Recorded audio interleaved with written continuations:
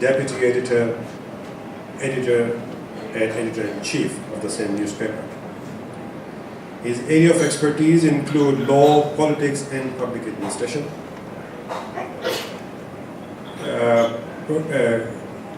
John Waterford has been granted Graham Perkins Trillion Journalist of the Year in 1995.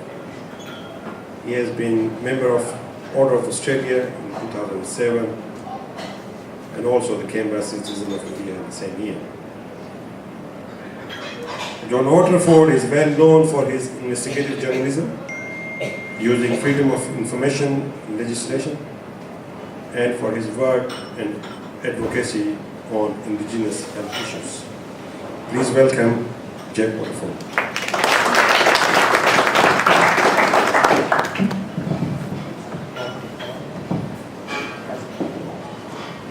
I want to start by echoing John Warner a little bit. Many of you will remember in 1996 when Paul Keating was begging the Australian public not to make that big jump of electing a Howard government. And he said, when you change the Prime Minister, you change the character of the nation. I've been in Canberra reporting on politics now for about 43 years. And one way or another, which included the fact that through all of my childhood and adolescent years we had the one government, I've watched at fairly close hand all 7 changes of government that have occurred in my lifetime. This one has in certain respects been the smoothest, but as John said, one of the contradictions about this one of the things that makes you wonder and makes you a little bit less certain about the way things occur, is that at the election last year we made a conscious decision, if you like, to change the leadership of this country. But we did it not because we had embraced particularly Tony Abbott or any particular coherent set of philosophy and ideas that you could call Abbottism or the Liberal Party or anything like that, so much as that we decided to throw the current lot out. When I say we here, I'm quite sure that many of you didn't decide to throw them out, but as a population at large, the Australian people decided to do so, and they did so emphatically with such a shift of position, which is reflected in the composition of the House of Representatives, that you could say that there was no real mistake about it. And if there had been any doubt, well, one might have been readily able to point to a few things, not least the extra emphatic rejection of the Labor Party in both Queensland and New South Wales that had occurred in the year or 2 before it. I'm going to come back to that point in just a second. But the point is that people had been persuaded that the last government was incompetent, that they were poor managers, that they were poor managers of money, that they didn't know what they were doing, that if they had any ideas or energy, they'd somehow or other run out of them. As John says, traditionally in Australia, governments get about 3 terms. And when they do get thrown out, they also typically get thrown out because, if you like, they seem to have run out of energy and ideas, and people think it's time to give the next bunch a go. But what we were buying was not at all clear. What we were expecting was not at all clear, and it was made even less clear to some extent, both by the campaigning style of Abbott, in which he had said, in effect, there'll be no changes in education, there'll be no changes with the ABC, there'll be no changes with health, and on all of those things was very, very close to the Labor Party, and then ran a campaign based primarily on criticism of the Labor Party in government, or some slogans about stopping boats and stopping the accumulation of debts. And the carbon tax. The Labor Party, on the other hand, spent most of its energy not defending its record, but by warning people that Abbott was a secret radical with a secret agenda and that life as we know it, certainly civilised life as we know it, would fairly shortly come to an end if he was put in. There was a suspicion among some people, even then, which is I suspect stronger now, that far from being the secret radical, the little boy with matches that was going to set something, that Tony Abbott was in fact a little bit timid and would be incredibly cautious and very, very slow to do anything.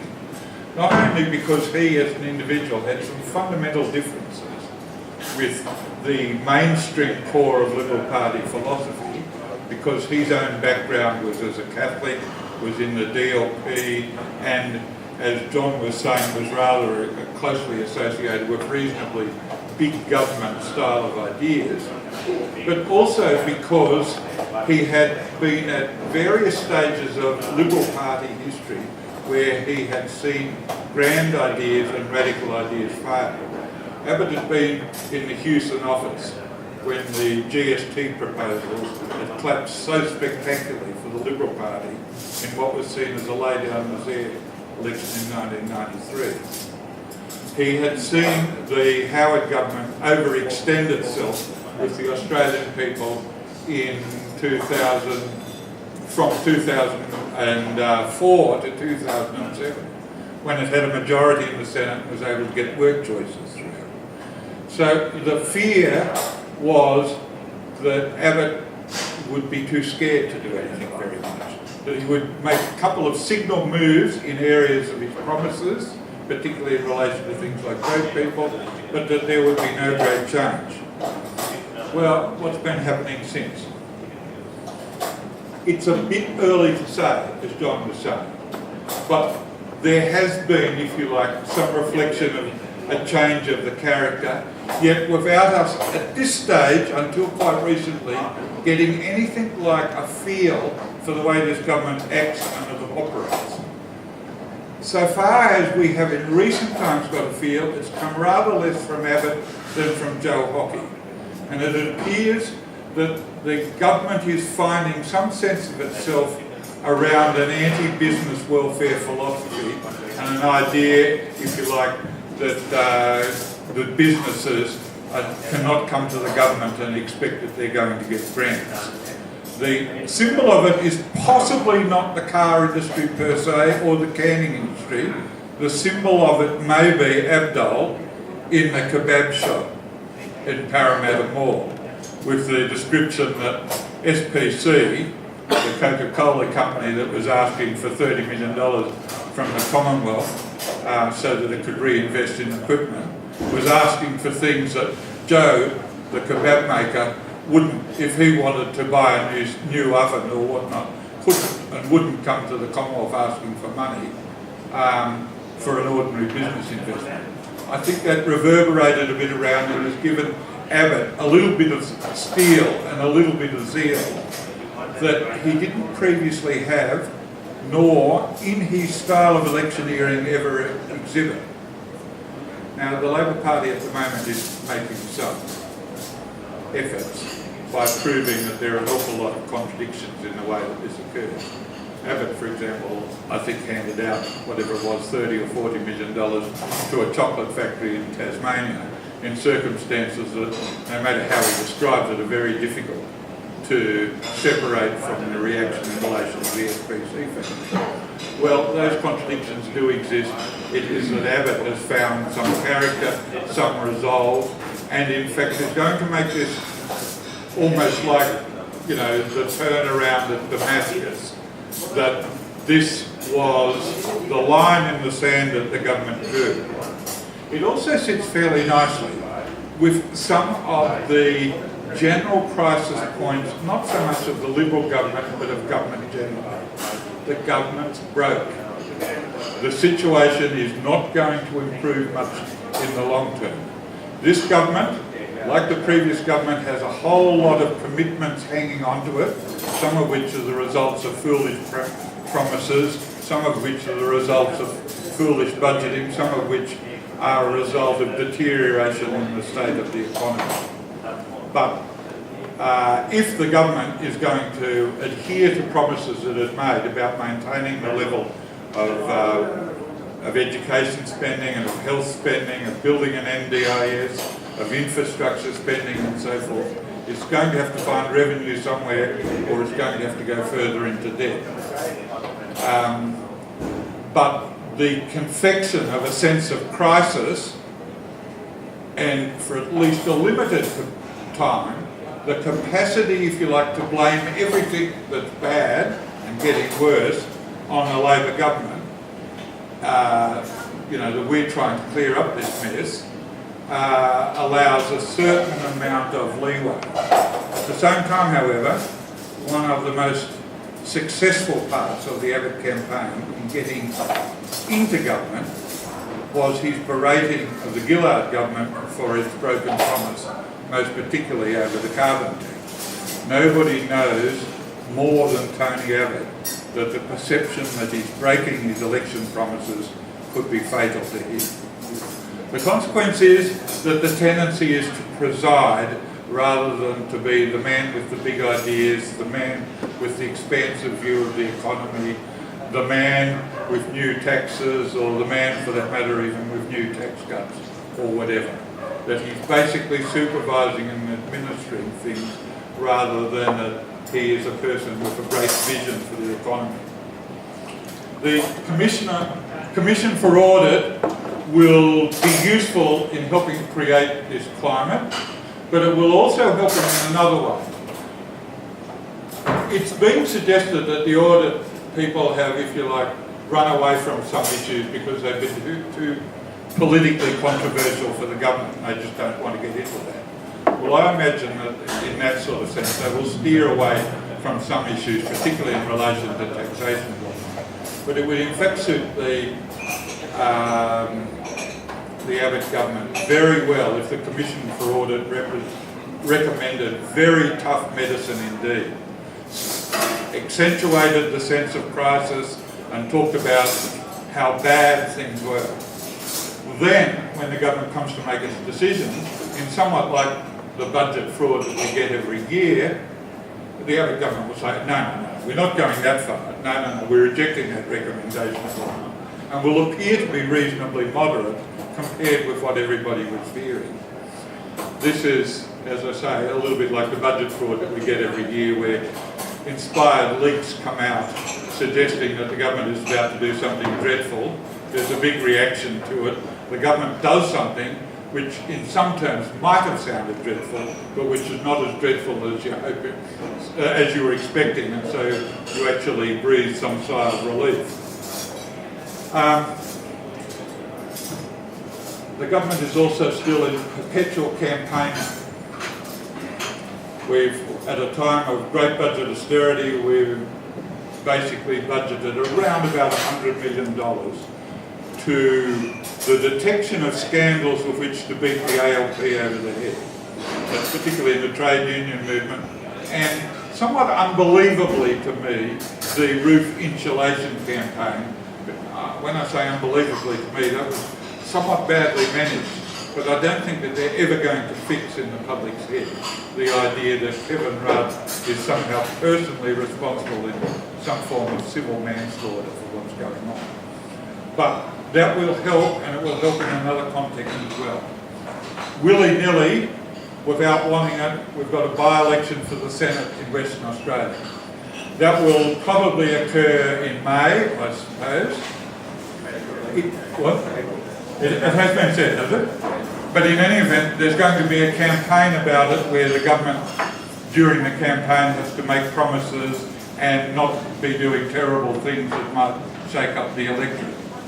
It is quite possible, there is nothing in this election that can be good for the Liberal Party.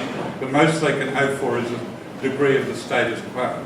It is quite possible that their situation could deteriorate and that they could be in serious trouble in getting any legislation through a hostile Senate after July 1st. That brings on the issue of a potential double dissolution, which I think is unlikely, but which I think Abbott wants to preserve as an option, which again means that he will be cautious through most of the year ahead about doing anything that so severely alienates the population. Now, I said I would come back to the New South Wales election. I'll finish here. Why is, if you like, the government a little bit uncertain? Why are we here by now sort of half a year into government without a strong feel of where the government's going? Well, just read the Sydney Morning Herald this morning. There was a poll reported in the Herald which suggested that if an election were held in New South Wales tomorrow, the Labor Party would romp back in. Now, frankly, I don't believe that. But so far as it even is true about the vague tendency of things, it has shown that the electorate, having so resoundingly hurled out a government, and I'm talking the New South Wales government here rather than the federal one, which was manifestly corrupt, incompetent, and well deserving of a solid kick in the pants, was 3 years later prepared to bring them back on the basis that the other side weren't much better. Now, if you can get that sort of turnaround at the state level of politics, it's quite possible that you can get the same sort of turnaround in federal politics. I don't think it's likely. I think that the Abbott government will be around for another 5 or 6 years yet.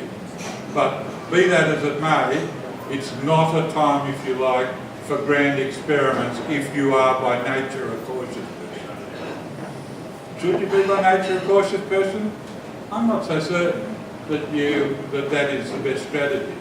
I think sometimes if you grab the economy by the scruff of the neck and you go and be frank with the Australian people and explain what you need to do and why you're doing things, you can actually get the confidence of the population and some support for it. The history of this in Australia, I suppose, is to be found in the 1980s, when a Labor reforming government was reasonably frank with the population and also reasonably, if you like, trusting of the common sense of the population, getting to the point where I think Paul Keating once remarked that, the average Australian, every parent and every pet shop was talking about microeconomic reform. But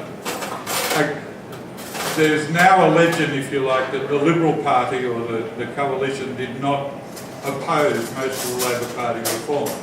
That was not necessarily apparent at the time. I mean, in particular, every time an election came up, the Liberal Party essentially went in offering tax cuts and immediate sort of bribes and inducements, whereas the Labor Party was essentially promising continuing austerity.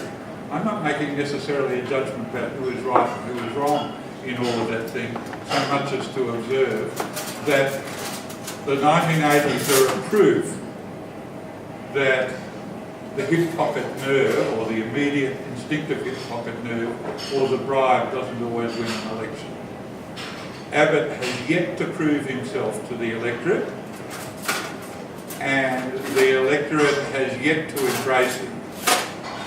A time will come when the Labor Party is prepared, when people are prepared to trust the Labor Party again, and given that it's not so far as staying with all of the things they so richly deserve, particularly in New South Wales, to a lesser degree in Queensland,